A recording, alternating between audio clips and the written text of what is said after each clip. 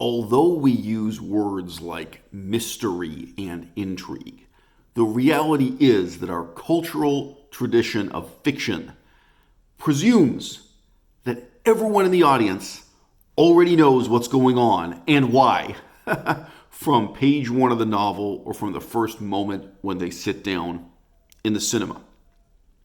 What made roguelikes different as a genre in the original game Rogue and in Nethack that evolved out of the fragments thereof soon thereafter was that the player, the person sitting in the audience, had no idea what was going on or why. They did not know what to do next, and they had to come up with creative solutions. All of a sudden, the gods are punishing you. You don't know the rules. You don't know what sacred taboo you've broken, and you don't know how to reconcile with the gods. You figure out you can kill a certain type of enemy and then take the corpse of that enemy and offer it as a sacrifice to the gods on the altar. But if it's the wrong type of enemy, that's considered unholy instead of holy, and now the gods hate you even more intensely. You dig through a wall.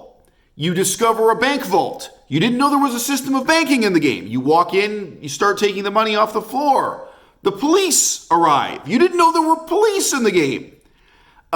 You have a jar of poison. What's that useful for? You can dip a weapon in it. You can mix it with another potion that ends up inverting its chemical effects.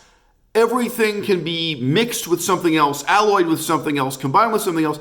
You see a body of water. You could fly over it.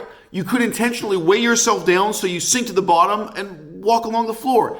And none of this is explained to you.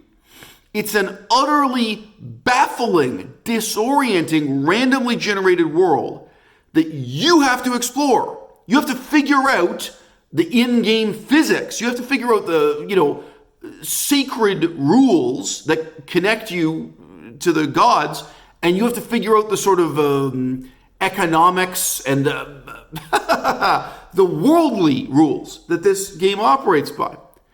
There is nothing like this in the so-called roguelikes of the 21st century. What they're presenting you with instead is something much closer to Shining Force on the Sega Genesis. They're giving you a war strategy game with just one unit engaged in combat, no strategy at all.